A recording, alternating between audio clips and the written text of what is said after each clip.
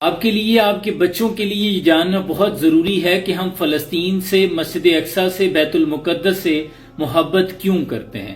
در حقیقت یہی وہ ارض مقدس ہے جو انبیاء علیہ السلام کا مسکن رہی ہے۔ اسی سرزمین کی جانب حضرت ابراہیم علیہ السلام نے ہجرت کی تھی، اور حضرت داؤد علیہ السلام نے اسی شہر میں سکونت رکھی اور یہیں پہ اپنا محراب تعمیر فرمایا۔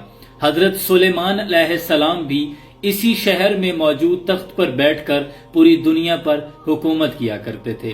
حضرت سلیمان علیہ السلام کا وہ چونٹیوں کا واقعہ، جب ایک چونٹی نے حضرت سلیمان علیہ السلام کے لشکر کے آنے پر اپنی ساتھی چونٹیوں سے کہا تھا کہ اپنے بلوں میں گھس جاؤ، وہ واقعہ بھی اسی فلسطین کے شہر اسکلان میں پیش آیا، جس کا نام بعد میں وادی نمل، چونٹیوں کی وادی رکھ دیا گیا۔ حضرت زکریا علیہ السلام نے بھی فلسطین، اسی ارض مقدس میں سکونت رکھی اور اپنا محراب تعمیر فرمایا۔ یہی وہ ارض مقدس ہے جس کے بارے میں حضرت موسیٰ علیہ السلام نے اپنے ساتھیوں سے کہا تھا کہ اس شہر میں داخل ہو جاؤ۔ اس شہر کو ارض مقدس اس لیے انہوں نے کہا کیونکہ یہ شرک سے پاک تھا اور انبیاء علیہ السلام کا مسکن اور ان کی سرزمین تھی۔ یہی وہ ارض مقدس ہے جہاں حضرت بی بی مریم سلام اللہ کے ہاں حضرت عیسیٰ علیہ السلام کی ولادت ہوئی۔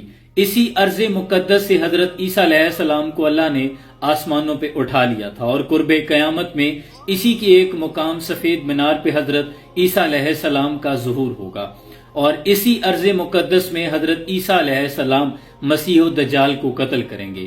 فلسطین وہ ارض مقدس ہے جہاں نبی اکرم صلی اللہ علیہ وسلم کو معراج پر تشریف لے جانے سے پہلے فلسطین یعنی بیت المقدس لایا گیا۔ سبحان الذی اسری بعبدہ لیلا من المسجد الحرام الی المسجد الاقصی، یعنی مسجد اقصی حضور اکرم صلی اللہ علیہ وسلم تشریف لائے، اور یہی وہ ارض مقدس ہے جہاں حضور اکرم صلی اللہ علیہ وسلم کی امامت میں کم و بیش 1,24,000 انبیاء اکرام نے حضور کی امامت میں نماز ادا فرمائی۔ نماز کی فرضیت کے بعد فلسطین کو یعنی بیت المقدس کو ہی قبلہ اول ہونے کا اعزاز بھی حاصل ہے۔ پھر بعد میں نبی اکرم صلی اللہ علیہ وسلم کی رضا کے مطابق مسجد قبلتین میں مسجد الحرام کو مسلمانوں کے لیے قبلہ مقرر کیا گیا۔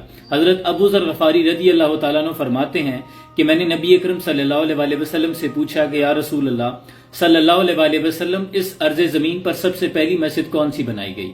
تو حضور نے فرمایا کہ مسجد الحرام۔ تو میں نے پوچھا یا رسول اللہ اس کے بعد دوسری مسجد؟ تو آپ نے فرمایا کہ بیت المقدس یعنی مسجد اقصی۔